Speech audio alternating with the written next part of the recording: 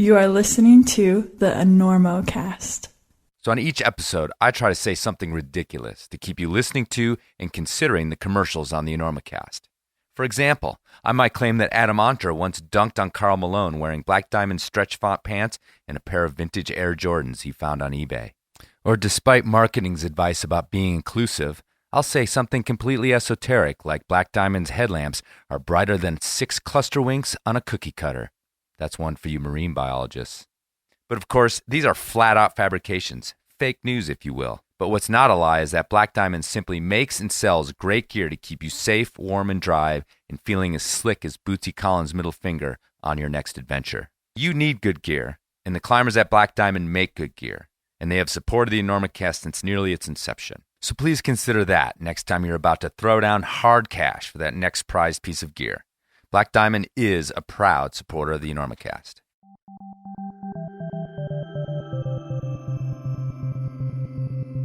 La Sportiva is a proud sponsor of the Enormocast, and though they could rest on their laurels, keep tossing mirrors at my thick skull and watch me stroke them like one of Lenny's doomed rabbits, La Sportiva has in fact dropped several innovations on us for the summer. Behold the Kataki, a lace-up version of the laser-guided Otaki in case you need to squeeze more blood out of your toes to hit that jib. And the venerable Mythos has been updated to the Mythos Eco, a shoe made from 95% recycled materials and clean processing. And the Maverick, a fun, customizable shoe for kids, designed for a more comfortable, less restrictive fit on growing feet. Just the thing to convince them they love climbing before video games steal their souls and they never want to step outside again. So head to Sportiva.com or your local climbing retailer to check out all of Sportiva's new goods. And remember, when you support Sportiva, you support the Enormocast. We gotta get Listen, where you playing in town? You playing here? We're doing the Enormo Dome, whatever it is. It's terrific. Oh, it's yeah, big big house. place, We sold that it out. side of town. That's a Very big nice. place. You sold it out. 20,000 seats. We really should. Look, you better get up there before you panic. Those pens are loose. You're very good. I have really enjoyed climbing with you. We'll make it. I don't think so. But we shall continue with style.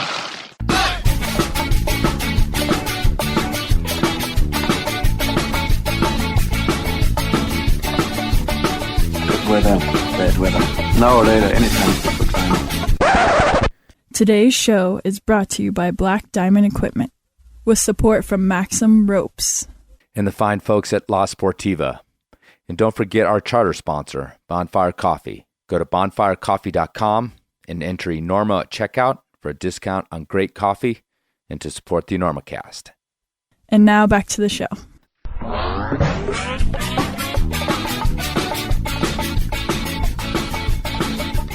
Welcome to the Enormocast. I am your host, Chris Kalous. Thanks for coming. Huge crowd on this crummy-ish morning. It's about, what is it? April 22nd? Is that what the day is? 21st. All right. 420 was yesterday. Huh, I missed it. It's at noon on April 21st, and this is episode 132. I'll edit that in later. Today, we're going to be talking about climbing films because this is a 5-Point Film Festival, and we're going to talk a little bit about that with some filmmakers and a curator of a festival and a consumer, as well as someone who's sort of a gatekeeper for the media. So that's going to be our topic today. For those of you who aren't aware of what the Enormocast is, I'll give that really quick. It's a climbing podcast that I started here in Carbondale about 5 years ago and has currently 127 episodes out with all sorts of climbers from all walks of life, including famous people you've never heard of, and it's all on iTunes to download for free, as podcasting mostly is free. And anyway, please go check it out if you've never heard of it, and you enjoy yourself today. So let's go ahead and get started with our panel. You want to grab the mic there, Dave? Hopefully this is all working. I was hoping someone would actually run all this stuff for me this year, but this ain't happening. So I got multiple recorders. We'll see what happens. First guest I'd like to introduce to you guys is Dave Oleski. Dave showed an extended trailer for his film about Fred Beckey last night, and I invited him up to talk a little bit more about that project as well as about climbing films in general. Welcome, Dave.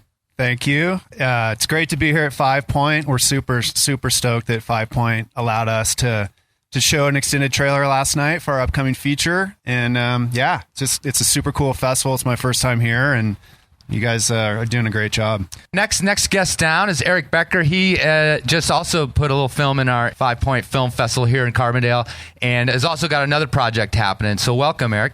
Thank you for having me. I want to set the scene real quick for our viewers at home. It's a beautiful, sunny, warm day here in Carbondale. I'm wearing a sharp pair of Bermuda shorts. That shivering sound you hear is just me being super excited to be on your podcast, Chris. Awesome. So thank you for having me. Awesome.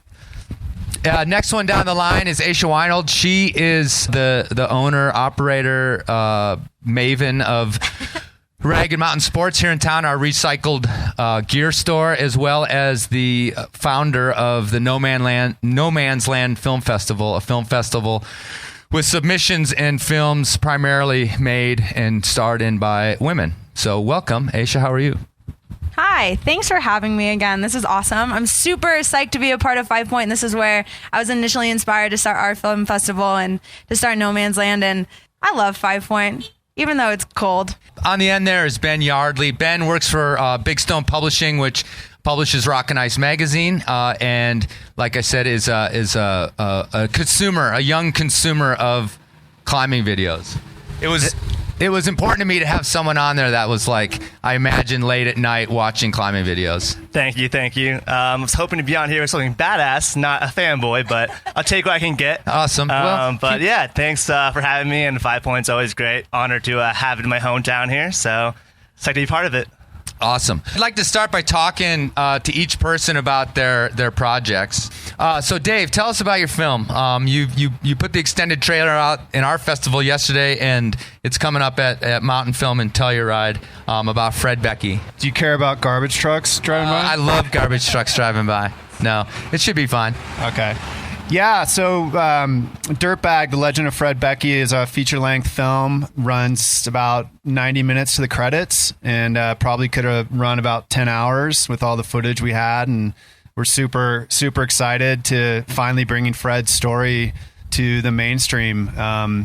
It's a project I started. I actually pitched to Fred back in 2005, believe it or not, thinking it would be like a couple-year endeavor, and here we are 12 years later, finally bringing it to the world. So we're super excited about that. And what was your relationship with Fred that got you to start this project? I mean, how is it that you're a guy in Telluride? He lives up in the Northwest somewhere. Yeah, Fred's home base is his car, pretty much, but he does have a house in Seattle, believe it or not. So yeah, well, how'd you get involved then? I actually pitched the project to Fred. I knew someone from another film I'd done, a guy named Dick Barrymore, who was a ski filmmaker, kind of Warren Miller era. And Barrymore had Fred Beckey used to promote Barrymore's films in Seattle. And so I worked with Dick, and I asked him, what would you think about a film on Fred Beckey? And he's like, I'd pay to see that. So I actually didn't know Fred, but I knew him from climbing, climbing lore and all the stuff. And so I wrote Fred a handwritten letter, and never expecting to hear anything back from him. And sure enough, I heard back from him, and about, a few months later, we tried to meet up in Salt Lake City, and he totally blew me off. Took like 13 phone calls. No more garbage trucks. It's like the whole fleet out right now on Main Street. What's going on? He's trolling us. That's the same dude. That's definitely the same guy. Anyways, after pestering Fred and leaving him a bunch of messages over a weekend, I pretty much wrote it off that it was going to happen. And then he did call me back, and we met for coffee and talked about it. And his response was, why would anyone care? Why would anyone want to see anything like that? And so it was like a whole year later of just meeting up with Fred, climbing with him, getting to know him before we ever discussed a camera or a camera ever came out. And then the trust kind of built over the course of the production over a number of years, and he opened up more and more. Yeah, because Fred Beckey, and this is a podcast for climbers, and Fred Beckey is a mythological figure among climbers, but he's also from an era, and I think continues to be from living in that era of like, you don't necessarily spray about yourself. You go into the mountains, you do what you do, and if people want to talk about it, great. If they don't, that's fine too. But you kind of don't promote yourself. So was that a barrier that you needed to get through with Fred? Well, yeah, like I said, I mean, when I first talked to him about doing a feature-length documentary on his life, he said his response was, "Why would anyone care about that? Why would anyone want to see that?" And so I think that's a testament to Fred, which I really respect. He's incredibly humble, and in his all the things that he's done, and I think he realizes that what he has done in the climbing world is really significant. But at the same time, he's always looking at the next thing and what he wants to do, so he doesn't think about what he has done, which is pretty interesting, and that's something we tried to convey in the feature. Just that his accomplishments were unbelievable, but he never really would say, he would never say that. Right. Yeah, and I have a question for you. Just kind of things that I thought about when I watched the trailer, and also just media with Fred, and something that I've run into with the podcast, where if I have sort of there's been guests I've asked to come on that are older climbers, not as old as Fred, because I don't think there are any as old as Fred, but and they've expressed to me like, I'd love to come on your show, but I don't want to just spend on like all the time on I'm an old guy who can still climb, kind of theme. And sometimes with Fred's media, that's, the few things you see, it's kind of always playing on this, like, sometimes even sort of the doddering old guy that's still getting up stuff. So how did you sort of deal with that? And I feel like it might be easy to fall into that kind of thematic thing where it's just, okay, there's this, he's still climbing and he's really old, and that's the end of the story. So what did you guys work with in terms of thematically to kind of maybe stay out of that trap at least as much as you could? Well, I mean, a kind of a mixed blessing with how long this project's been in the works is that it enabled me as a filmmaker to spend a lot of time with Fred over a significant amount of time, 10 years. So what started to become really apparent was the aging process, and the fact that he mentally, really all he wanted to do was climb and take trips and plan things, but physically he was becoming limited, more and more limited as the time went on.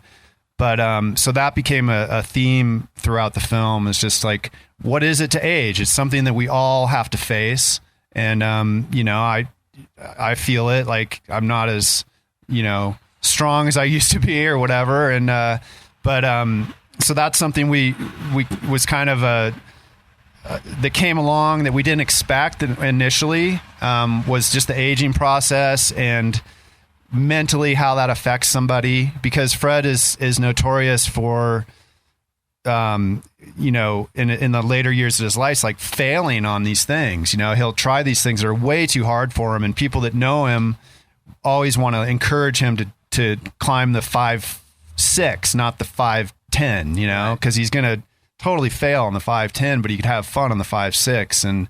But you can't talk Fred out of what he wants to do. Right. So that was a challenge for sure. But we kind of built it into the movie. All right. Well, we'll talk a little bit more about your film as we go on. It sounds awesome. Actually, one more question I have for you is that, last night I was watching the trailer again, and recently in the last couple of years, I don't know, maybe it's 2-3 years old now, the Valley Uprising came out, and at least within climbing films, that was the first time I'd seen all that graphic work with the stills and stuff like that. And you started this long before that came out, but maybe that's all over the sort of movie making industry now, but it was the first time I saw that. Was that any influence on you, what those guys did with that, or had you already worked through all that production? I think every film is a bit of an influence on what you do, but we were fortunate to have like thousands of still photographs. Fred's a very organized person, so he kept he had all these archives of photographs as well as his journals, which he actually didn't reveal to me probably like until 7 or 8 years into the project. And then he's just like, read your journals, whatever you want to do with them, I don't care, and so that's something that we really wanted to incorporate into the movie. because it's a real a good glimpse into who he is. But the challenge was like, how do you do that, and how do you do that creatively? And so we worked with some really talented people that were able to like bring the photographs to life, bring the journals to life, and kind of make it a little bit more interesting to view. Awesome. We look forward to it. We'll talk a little more about it. Let's move over to Eric here. If you guys, if you have some questions for these guys, we're paneling. Yeah, chime in, grab the mic, see what you think. So again, we had your film in 5Point last night. A little vignette about a couple of babies going climbing. Very serious film. Very serious climbing film. I know you were a little sort of chagrined to come up after Ben's movie about riding his bicycle through the Arctic. Yeah. And but anyway, so let's talk about. You said you have another project in the works that's got a climbing theme to it. I do. It's there's another busload of people coming to the podcast. There they go. God, I thought this town was like super environmental. Yeah. It's just like garbage everywhere in this town. Yeah, apparently. I saw a couple of tires on fire down the street. I don't know if that was... Get you. Oh, sorry. Is that better? You can hear the jokes better this way. Also, do I look like a tornado just stole my house with this wrapped up like this? Okay, anyway. Yes, I have a film that I've been working on for over 2 years now. It's about the 1965 first ascent of Mount Kennedy by Jim Whittaker and Robert Kennedy. This is kind of an iconic climb that a lot of people kind of forgot about because of the history that happened right after with RFK's assassination. But the film really explores the relationship between RFK and Jim Whittaker. They had this really cool friendship that kind of came out of that experience on the mountain that's reverberated through the generations. So we went back and repeated the climb in May of 2015 and shot that. So it's a bit of like a historical film wrapped in a current day adventure film. It's honestly like a film that I've found is tricky to explain in a lot of ways. It's hard to pitch, and this is why I'm on your podcast right now, to practice. Okay. So any feedback would be appreciated. But so far it's fair to middling. Sort of, you're kind of fading off. Did you just fall asleep, Chris? Get off your phone, man. Get off your phone. The main character of the film is Jim Whittaker's son, Bob Whittaker, who had not climbed a mountain since he was like 12 years old. He went up Rainier with Jim and puked a Snickers bar on the top. That's his story. So at the age of 49, he decided he wanted to go climb this peak on the 50th anniversary of his father climbing it. So he was a bit of a black sheep in the family, but had his whole other life. He was the manager for Mudhoney and was really into the Seattle grunge scene, a very kind of iconic figure within that scene. I like to have humor in my work when possible. I think it makes it more engaging and more watchable. I think that's something often in the mountain sports genre that we can forget to use. It gets a little earnest and serious. Like one thing I loved about the Beckey thing is it's impossible for that to not be funny because he's such a character, right? Right. And good characters make good films. So when seeing the stuff we saw last night for Beckey, the full piece is going to be amazing because he's like a crazy good character. And so Bob is a great character. Jim Whittaker's a great character. Leif Whittaker's also in the film, Bob's younger brother, an incredible climber in his own right. So yeah, the piece it's meant to be kind of a telling of this history in like an entertaining kind of emotional way. That's funny at times and serious at times. And hoping to have it done to premiere this fall. It's currently being ponied around Los Angeles trying to raise some money. So if anybody in this audience here wants to give me $50,000, you in the back sitting on the Bentley. Yeah, how do you pick a story? Is it mainly about the character itself? Do you find the character first, or do you find the story first? It's funny because, we use this term story loosely a lot. I like characters, and I'd made a piece about Jim Whittaker like 5 years ago, like a short called A Life Well Lived. It was just kind of a little kind of poetic ode to the outdoors that I did. And through that met the family and met Bob. Bob actually emailed me after he saw that piece and said, "Hey, that was the best piece I'd ever seen made on my dad. Do you ever want to stay in my cabin?"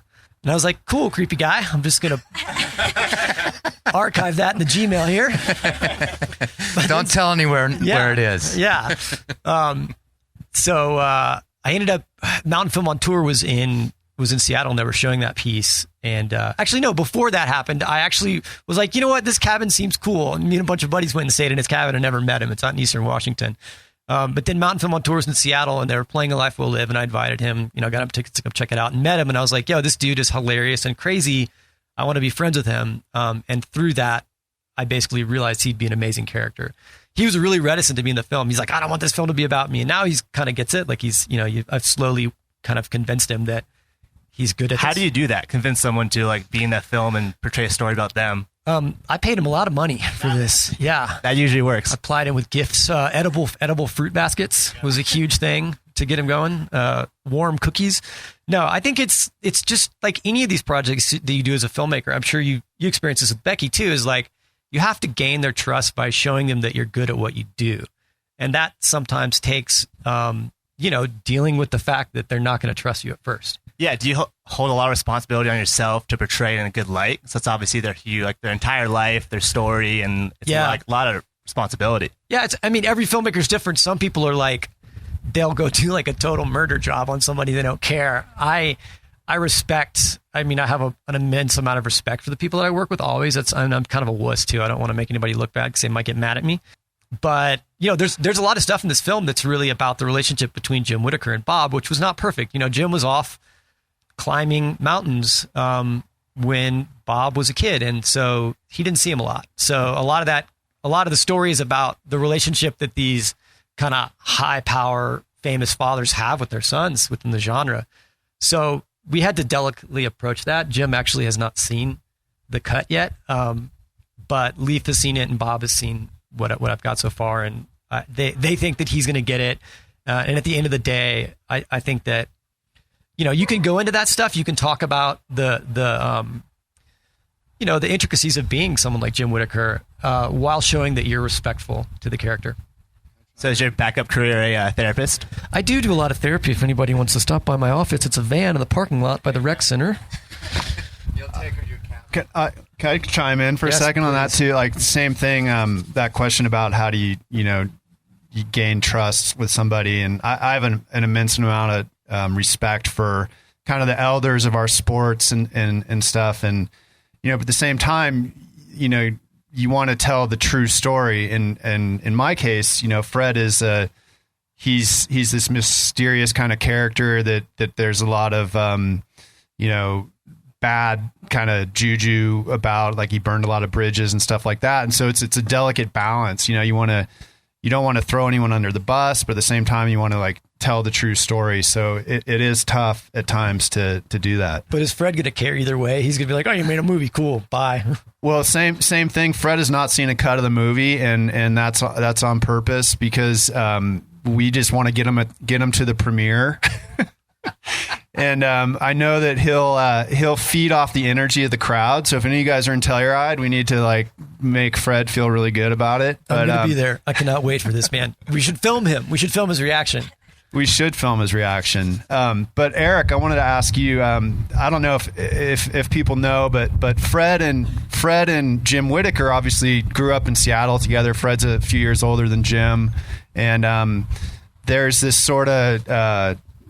They're totally different characters. They're both iconic Northwest climbers. And, my first time I asked Jim for an interview, and his response was, I have nothing good to say about Fred Beckey. And I'm like, great, say that. And he declined an interview. And then we tried him again, and we actually got him in the film. So have you had any experience with Jim and Fred stories? Yeah, the only one I'd heard is that they had done, I think the Mountaineers did a thing to honor Jim, and Fred Beckey was there, and Jim basically said, Fred Beckey was there. That was kind of it.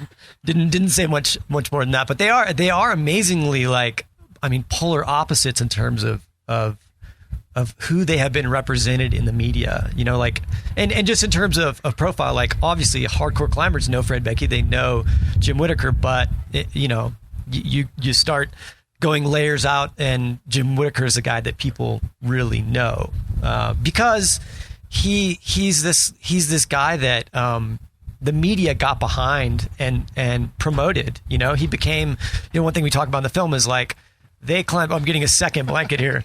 Shows how shivery I am. I'm like what are those skinny dogs? Whippets? Is that what they're called? Thanks. That's great. Do you do back rubs too? Okay. You can't see he's rubbing my back right now. I'm clearly like the least outdoorsy person on this panel because I'm like, what's a puffy jacket? Anyway, my point being that I forgot what my point was. Sorry, Well, we do have once we got the interview with Jim, we were super excited about that, and there is a little back and forth on the Jim Fred bit in our film. So wait for it. Yeah, I'm so excited to see it, man. I've known about the project for a while, so I'm really stoked to see it. So these two guys are they're when you make these films, I always ask the filmmakers, cowboys in this town too. This is like freaking high. Is it always like this at this hour on a Friday? I'm never out here. Anyway, these guys, making climbing films is sometimes a thankless, moneyless, passion project. And then they go to these festivals. They go to 5Point. They go to Mountain Film. They go to No Man's Land or whatever, and hopefully somewhere they recoup costs and things like that. I mean, it's kind of a mysterious thing to do, a passion project. So I wanted to ask you, Aisha, a little bit about No Man's Land. We'll move over there, about your festival, and then also about what it's like to curate these films, because, talking to Julie, talking to the 5Point people, they say no. They get a ton of films and they don't take everything, and they say no, and sometimes, I know from behind the scenes that doesn't make filmmakers happy when their film is not chosen to be in the film festival, because where else do they go? But tell us a little bit about No Man's Land first, and then we'll maybe get into some questions about how you're dealing with these poor guys' films when they show up at your doorstep. Although these guys don't get to be in your film festival, I don't think so. You can come and watch. So No Man's Land is an all-female adventure film festival. We're based out of here. And I basically started it 3 years ago as a response to the lack of female representation in adventure film and in adventure media. And it's been awesome. We've been really well received, and I was definitely skeptical at the beginning, and I was also kind of skeptical of the content. And so to speak to that, I get a lot of sci-fi, and adventure is a very broad term, and I feel like I have a new respect for that definition. And so the way that I choose films basically is, if it's going to be, I'll know before it's going to be a 10-minute film, and if I have to check the time while I'm watching it, I'm probably not going to choose it. Ouch. All right. Yeah. Yeah. So in other words, like, if you're not engaged and you're like, when is this going to be over? Totally. That's an out. Yeah. Well, because for me, it seems so counterintuitive to say, we love adventure, we love climbing, we love playing outside. Here, come sit inside on a beautiful day and kick it. And so whatever I can do to keep people engaged that entire time and to sacrifice an evening, maybe a night ride, maybe a ski or something to come to an event is huge, because that's not always my first choice of where I want to be. And so, I don't know you super well, but you've always seemed just like such a positive and really nice person. Is it all right, like, dealing, it's something new you've started. How long has it been going? It's our third year. Yeah. And, but it's grown, gradually. And, so how is it?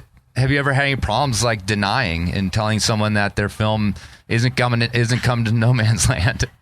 I am so bad at saying no. Like, I had this one film about this woman in India who, it was fiction, and she, long story short, like, got sucked into this arranged marriage, but then slept with this homeless man, and I said no.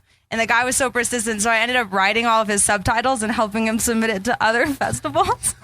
So I do my best to say no, and I do, like, in terms of getting into the festival, I'm pretty good at saying no. But if you've ever submitted a film, like, a lot of times you'll get, like, rejected, in consideration, like, waiting. Like, I have a lot of people who have waiting for more materials, which means waiting for you to change your story and submit a new one. But I believe in you, and I don't want to say no, but it's not good. Right. Yeah. How many films do you get? Oh, submitted? Man. So in terms of films that are actually appropriate, I'd say, like, in a season, we probably get like 10 a month. That could work.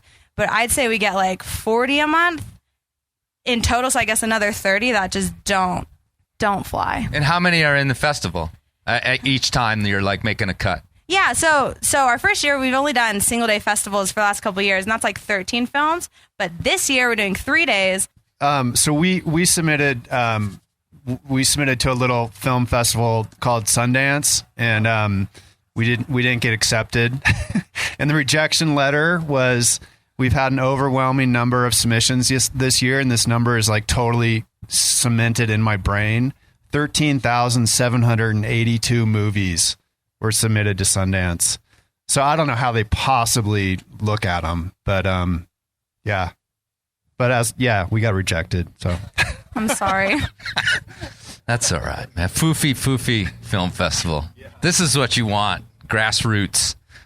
Hey, whatever you need here in Carbondale. So, but the quality of the 5-point films, this is my first year. I was really impressed. I mean, I was like, everything that I saw last night was dope. Nice. Yeah. Yeah, they do a good job. But again, I don't know what their numbers are, but they're probably, making giant cuts to a lot of stuff that gets submitted.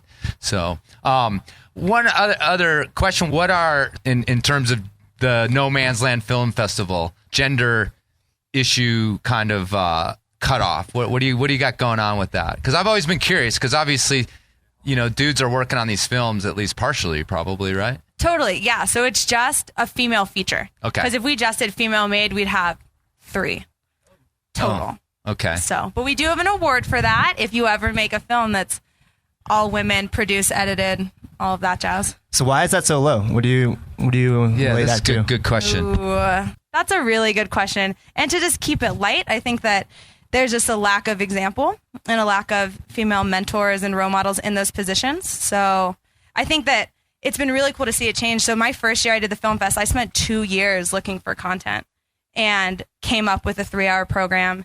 The next year I probably looked for like 8 months and came up with a program. And then now I can put something together in like just a couple months, in 3 or 4 months. So it's cool to see that trend is changing, and there's more female filmmakers, more female features. But yeah, depending on who you talk to, you can go way deep on why that exists. But I'm just going to say lack of examples. Yeah, I think it's very true. The Hollywood producers, it's always been male dominated too. And, it's still fairly new for these women producers and directors. Same thing over at Rock and Ice too. I mean, we don't get that many submissions for women, and it's sometimes tough, and we have to actively reach out. We have to do a better job at like asking for more submissions, kind of deal, because it's been so long a big kind of intimidating barrier. So we gotta like let them know it's it's not really there anymore. We should kind of encourage that. Mm-hmm. Well, I've it's kind of confusing because it's kind of like having a band with a woman singing. Like, it's a win-win. The guys love it, the girls love it. Like, and with films too, I don't understand. I guess just because with climbing movies, it's maybe just comes down that there's still more dudes that climb, and it reflected in the films. But it just seems like it's so played. Like, guy climbing it's been filmed over and over again. It kind of all seems to run into sort of a pretty similar stream. And if I find that a lot of the women's films have a lot more places to go. There's more to do left in terms of that. As long as they can break away from, I think sometimes they do fall into that pattern of, okay, I'm a woman, and here's how I sort of like subtly compare to what's gone on before with men. So there does need to be a little bit of breaking out with that. And you're sort of nodding your head a little bit or making a... Yeah, no, I definitely agree. And it's tricky because it is at this point, like right now, it is such, people are really focusing on getting more women in film, more women in climbing, name your sport. Right now, like really trying to find that balance of one, what people want to see, the stories that people want to tell. And I feel like it's been interesting because the films that we get they wouldn't fit in a lot of other festivals just because that narrative hasn't necessarily been told, or as that style hasn't been told. Yeah, so it's just been interesting to see how things change. And in terms of like, I think a big factor is like you have Fred Beckey, who's such a character. And since their like women's history and climbing in particular isn't as deep and isn't as broad, we don't have those same characters to play upon and to look to. And like Katie Lee's film last night is very awesome.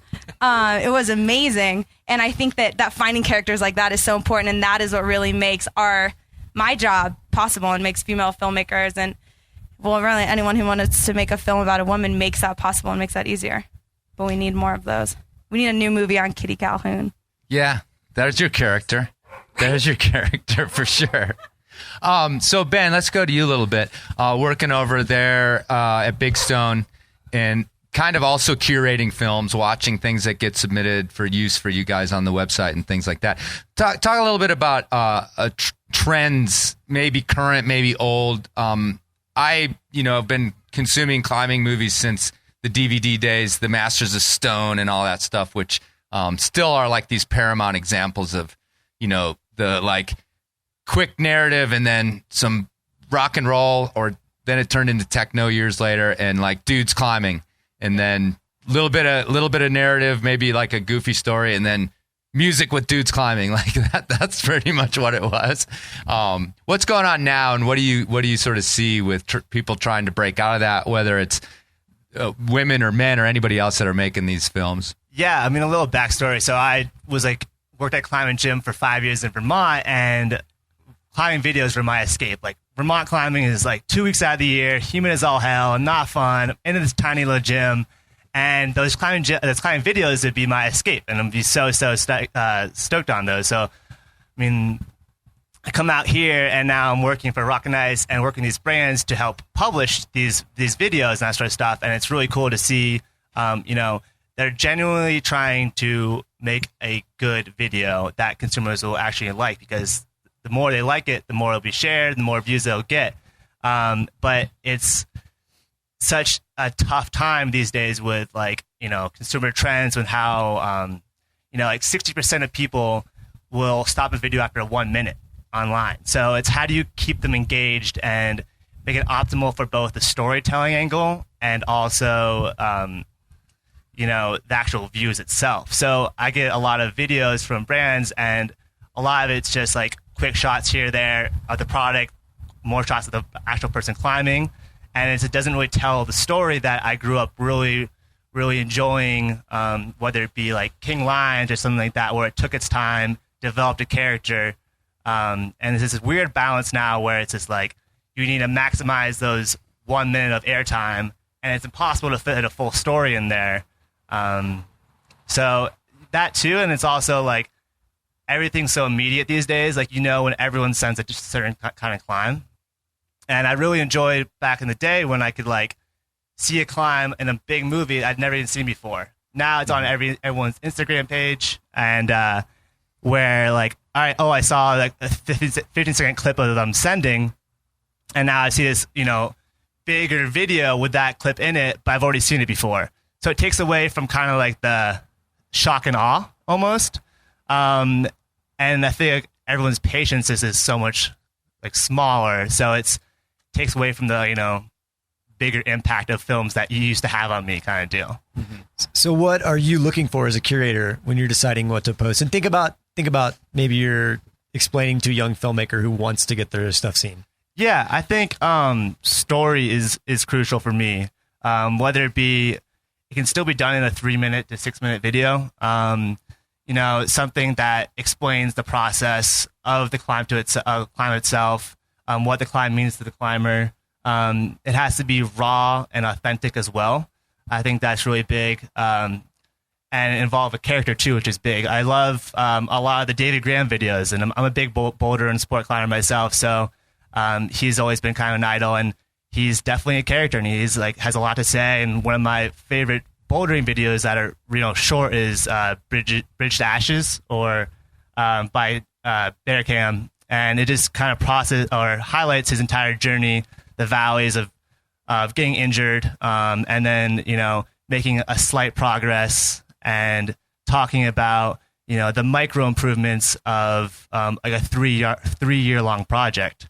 So highlighting how hard it is to them and what it really means to them as well. And a lot of the problem now too is that it's rarely authentic. Brands will say, "Hey, we need a video done. Go shoot this story in this place and make a 5-minute video." And you can easily tell when it's not genuine. It's kind of like forced. Yeah, actually, that's a good place to go with a little bit of time here is, and is the branding and the storytelling is definitely, it's this sort of, I'm the old school guy. It's pretty common on the podcast for me to say something like back in the day or whatever. But yeah, that's been this, as these things can be produced so quickly and for less money than they were, 25 years ago and things, the branding has become a big part of it. And then storytelling, I keep hearing about this, it's all that, I think the thing this afternoon with Backbone is about storytelling and branding, this very thing. And for me, it's definitely a little tricky because the branding doesn't feel authentic, although it's absolutely necessary. I have sponsors. These films don't get made for nothing. And so the brands are basically making them, and paying the filmmakers in a lot of times. Not so much with these big story films that you guys have, but these smaller ones. But then the storytelling thing is tricky to me because I always say that when my grandma used to catch us in lying, in her nice way, she'd be like, "You're not telling me a story, are you?" And she was basically like, "You're not just making something up that's not true, are you?" And it was called telling stories. Like, are you calling us liars? No, I'm not. I'm not. Yeah, a little bit. No. Again, like you guys have these characters. Then you have this. You guys are telling history, and so you can manipulate it to a certain extent. But it's there. It's on the record, and you're going to show it. But what Ben said about, okay, we need this story to tell our story about this brand, and you have to go do it next week with these people. And you can see how there's this problem there, right? Like, go make this story happen with these people that maybe don't even know each other in this place next week, and we need it in a couple months. Yeah, it's definitely tough because like brands are the ones who are going to be paying for these trips, but they also need content out of it, Like, they are going to be able to pay for these climbers to go all around the world and do these amazing feats of strength, but then they kind of force it in a certain direction, like, oh, you need to use this gear kind of deal like that and this time of year, where it's not as genuine as asking the climber, what do you want to do? And, like, what is, like, motivating to you and what's inspirational to you as well. I think a lot of it comes down to the definition of what a story is. We touched on that just for a second. I think that term is so overused these days. Yeah, totally. And it comes from marketing departments where they're like, we want great authentic storytelling, because if you say that in a meeting, it's like, yes, that, point to that, authentic. Right? Yeah, I want it to be authentic. But make sure that we see the logo in every third scene, right? Like, that's not how life works. I think that we have to be really careful about what we are calling stories and be more honest with what is a story and what isn't a story. In my opinion, that nobody asked for, a story is about how a person faces a challenge and overcomes that challenge, right? Like, within the bigger context and a message about the sort of, the backdrop of where that challenge is being faced. Sure, we get that inherently in action sports where someone's climbing a wall or, doing something crazy. But that's not necessarily just a story without kind of digging in more to what the internal conflicts are. People have to be changed, and not just changed in an external way. They need to undergo some sort of transformation, which is super hard to put in a 1-minute video. And it's super hard to do when someone in a marketing department tells you to do that. So we're lucky as feature filmmakers that we can let things breathe a bit more. Whether people will turn it off after a minute or not, who knows, maybe. But to really tell a story well, you have to dig into the internal conflicts of people and let it breathe and let it go over a longer period of time, I think. Not to say that things aren't done beautifully in short form. People do it, but it's more of a challenge. I think too that the production value that we expect from these short films has also influenced it, because I just sort of criticize this idea of like forcing some story out there, but then again, you watch the basic like handheld kind of footage that you see that I guess is the most authentic thing. It's just, this is what really just happened today while we were out climbing. And, you can be left also being like, well, that was all shaky and sounded like crap and nothing happened, so it's like, it is this line where I can complain about one, but that's what I do a lot of times, complain about everything. But you've got this problem of like authenticity actually doesn't work out that well in terms of like telling the story. Like, what? Oh, he climbed the boulder problem. And then they high-fived, and he said, dude. And techno music over and video over, like, okay, well, that wasn't that great either. But it was what really actually happened. Yeah, with our project, it was challenging in a way because Fred never wanted to be filmed, and for the entire project. So we have, we didn't set up a single shot in the movie, and which was challenging for us as filmmakers. So we kind of had to. It's really raw, It's like on the extreme edge of raw, the footage that we get of Fred, and I'm kind of in awe of the shorts that are out these days. They're so beautifully shot and they're incredible. And but at the same time, I'd like wake up in the middle of the night thinking, God, is anyone going to want to watch a feature length film anymore? Because, everyone's attention span is so short. It's kind of a hard thing because there's so much content out there that's so good, in the shorts, and you probably see it all the time. Do people want to have to sit down for an hour and a half and watch a film anymore? It's a scary thought sometimes. Yeah, it's definitely a lot of pressure to like stand out because there's so much content out there too. So yeah, make sure especially talented or and I think for me it has to like transcend just the climbing market for me to make it that engaging. Like Valley Uprising is something that I can watch with my friends who don't climb, my girlfriend who doesn't climb, just because it speaks to me. I love it. I think it's really cool to see that history of Yosemite and that sort of stuff, but it also does a good job of telling their perspective, where they're coming from, and explaining what's going on. Because climbing is such a foreign sport, we're using our hands and feet to get up a wall. There's so many segments on YouTube of news anchors trying to describe the Dawn Wall, which is hilarious.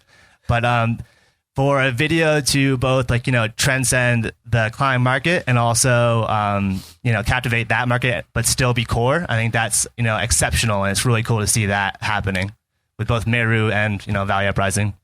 I would say it's about 5 years till robots take our jobs anyway, so live it up, pals.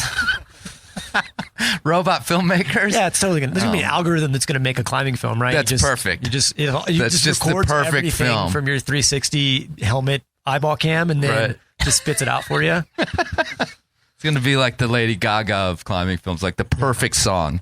They just put it in. They just put it in the machine, and it comes out the other side, pretty much. And that's the way pop music, like country pop music and stuff, works. Hit this, talk about cut off shorts, your and trucks, Budweisers, and your trucks, and we got a hit. Boom, it's out. Climbing movies. The one other thing I wanted to say is that I think we do get overly obsessed with quality, which it's great to see beautiful things like. I love like the stuff that Camp 4 has done has just like changed the industry because the quality is just so incredible.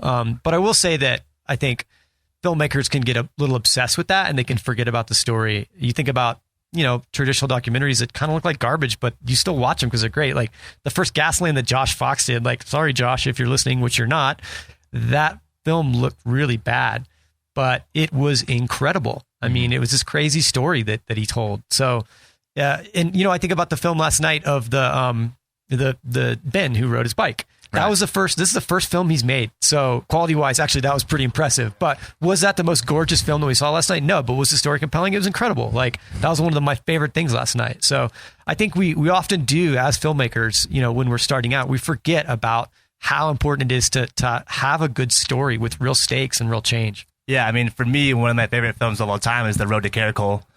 And that was just so captivating, Dempster's entire journey on his bike, like the real life and death dangers that he was like saying his last goodbyes before crossing a river. Like that was absolutely unbelievable. And that was just him by himself, and the quality wasn't like there's no drone shots and all that sort of stuff, but the story was so captivating that it didn't really matter to me. Aisha, so you said you brought kind of an idea of a couple of your favorites. What have you seen in terms of your submissions? As well as just your personal favorites. I'm going to go personal favorites because I put a lot of time into this because I realize with climbing movies, they all have the same title. And I tend to remember like a section out of it and can't remember what movies they are. So here is a list of my favorites written down. Make these, they'll get in her film festival, make versions of these movies. With women. With women in them. So the first scene that I thought of was was from the Sharp End, the Czech guys, and they're like, we drink a lot of beer, but not a lot, like 8 to 10 a day. Like, damn, that's impressive. But they climb, all of their protection is the knots. Have you seen this? The Sharp End. Number 2, the original first ascent, and my favorite scene there is the 2 guys, I forget who it are, they're older, they're at the Black and like pretty crusty, like talking about the Black and their experience. And I watched that movie for the first time before I climbed there. My husband was like, you have to watch this. And after watching that segment, I was like, there is no way I'm going there. But I did, and it was awesome. And the third one is Return to Sender, and that's only because Timmy O'Neill is so funny, and Baby Renan is in it, and it's so good. So those are my top 3. Anybody else want to chime in with some favorites before we go? Ben did some notes, Ben also too. has a list. We came prepared. Yeah, for me, the first ascent was really good too. I like the DDA part, and it was really cool to see that like the Cobra King Cobra crack. He didn't send it, and it was just he was very raw, very emotional, and how invested he was in it. And I just do really love those characters who are so dedicated. Even like Dean Potter, who's such a character. Why he wanted to track climb, and like that's the reason why I didn't want to track climb, because he was just like taking these huge whippers on gear and always so scared, but that it what drove him. That broke Didier pretty much too. Yeah. Oh yeah, but he disappeared into a Christian monastery. It was a big question of mine for the next 4 years. Like, what happened to that guy? No, He's so literally, cool. he did. Yeah, not long after that. Well, he's still one of my heroes, even though he didn't get the first ascent. But besides that, I don't know. I like hard grit too. My dad was an old grit climber too, so he kind of like, this is what my dad used to do kind of deal. So it's kind of cool to see that perspective and something that was so different from my gym background. I was like, oh my God, this is what real climbing is. Like, I'm like a pussy, like Jesus Christ. Like, it's like, I'm a wimp. But just to see the perspective and different kind of styles of climbing too is really inspiring, and why people climb and what drives them. Yeah. Hard Grit was a big film for, especially I think maybe over here, probably more. I mean, those guys were used to it, but yeah, that blew a lot of people's minds. And just that kind of climbing, and it's so gripping and terrifying, like the opening scene. I mean, yeah, gotta get to work. Does it make me gaper to say that I just love Touching the Void still? Touching the Void, right? Oh yeah, the feature. Yeah, it's just like a classic, it's an amazing movie. Incredible film where I rewatched the beginning. I did this BAMP filmmaking workshop. Keith Partridge shot part of Touching the Void, and I got to talk to him about it a bit. He kind of broke down what he thinks makes it such a successful film, but it's like within the first 5 minutes of that thing, you're just like, you're on the edge of your seat and you're ready to go along for the ride. There's no way you're going to turn it off. You're like, I don't care about these guys. Like, you care really quickly. And I think that one's just like a perfect model for how do you make a compelling film. Yeah, well, they also, for a feature film, and, it wasn't like as huge as Cliffhanger or whatever, but, it was authentic looking climbing footage. They didn't dumb it down. Yeah. It was, everything that was being done, all made sense. They weren't like on top rope and then leading and then, But it was super successful. It had a theatrical release. And like, other than Meru, how many other climbing films can you name that have done that, really? Yeah, the brilliant ending of that, or not ending, but when he's getting through the talus. Alert.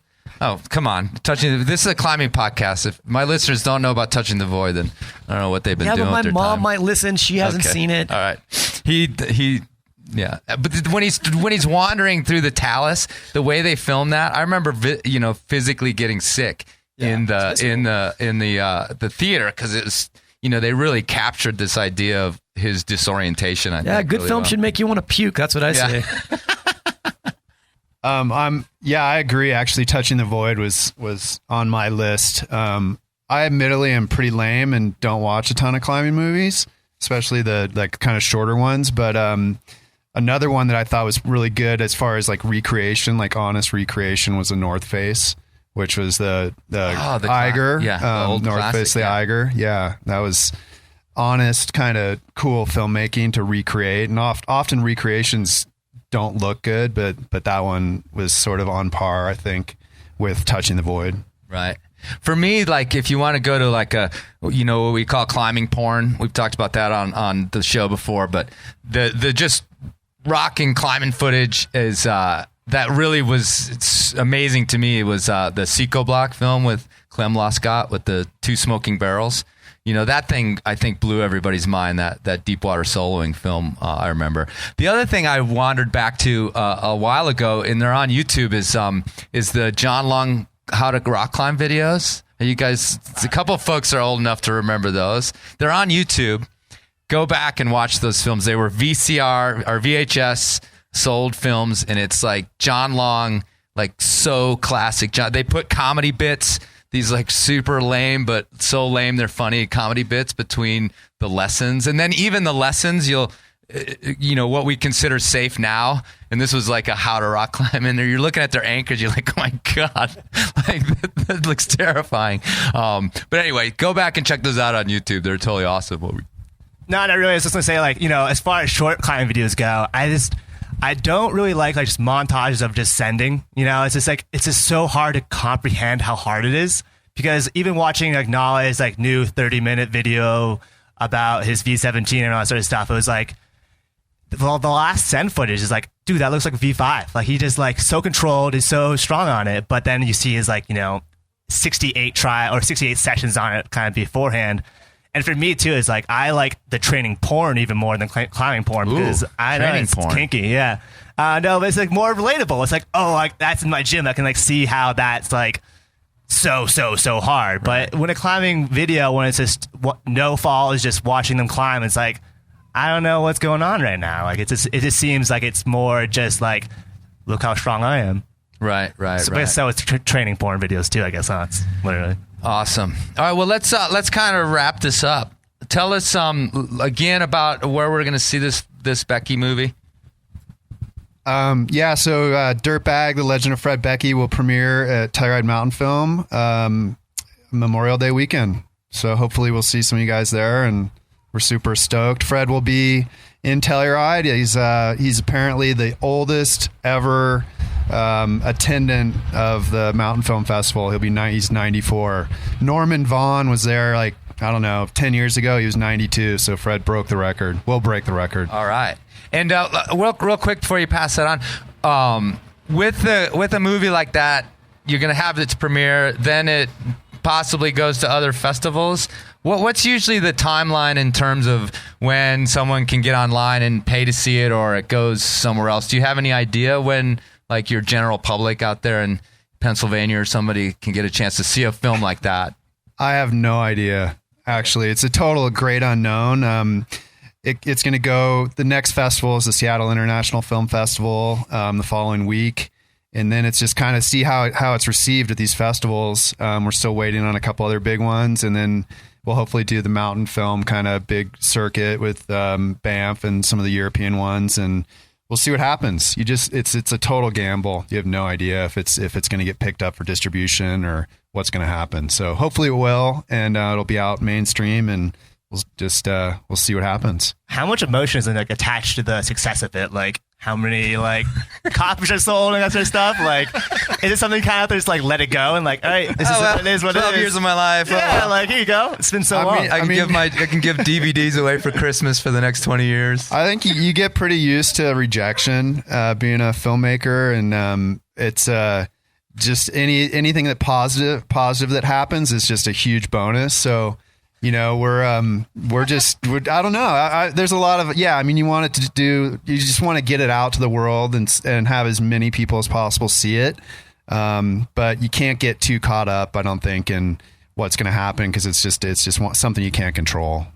Well, to kind of tag on to that one real quick. I think that a lot of filmmakers too, like you're already working on your next project, probably, you know, like thinking about what the next thing is going to be. I know I am. So, you know, you want it to be as successful as possible, but like filmmaking's a grind. So you just kind of have to keep working and not think about that stuff. While at the same time paying attention to it, because you know it's important to do the marketing. I also think when a film's done, like you're halfway there, and then the real job starts of taking it on the road and getting people to watch it. So, so my film, we are hoping to premiere it this fall, and then, you know, do the same sort of thing. Hopefully do some on tour sort of festivals, and we'll see. We have original music from Eddie Vedder in the project, which has been cool, because that's attaching him to it has been nice because it's getting out more. We're having some really cool meetings with people that are interested in the film. So we're hoping we can get distribution that's legit to show it around. Yeah, cool. Thank you for listening, everybody. Too. I'm gonna go warm up in the FEMA trailer now. Yeah, tell us what we're looking forward to with the No Man's Land. Yeah, so we're still touring everywhere, East Coast, West Coast, Midwest, until September. And then September 14th through the 17th, we'll be back in Carbondale for our first 3-day event. We're going to have film programs every night. We'll have a school program if you have kids. Miles can come. And let's see. Yeah, we're going to have some sweet workshops, some good talks, maybe a live podcast. We'll see. Be there. Sweet. Well, thank you for letting me join this panel, even though I'm not creative like you guys. But yeah, well, I'll keep on working at Rock and Ice. So thanks, guys. All right, thanks guys for coming on the show, and I appreciate you giving us our time, and thanks for coming, everybody. We are going to wrap it up, but go check out the podcast. It's the Enormocast. You can get it on iTunes. You can get it on Stitcher. You can go to the website at enormocast.com and get it there. Please come and listen. 127 episodes. This one will be up, I don't know, in a few weeks. Usually it takes me to get them out there. And before we go, if you guys stick around for a second, one of my sponsors is here. Peter Gilroy. He's a jewelry and men's accessory maker and a climber, and has been sponsoring the show with a coupon code for his website. Enter Enormo at checkout. You get a little discount, and I get some little kickback, although I don't know. Where's my check, bro? Yeah. Anyway, but he's going to give away a couple things, so stick around, and thanks a ton for coming, everybody.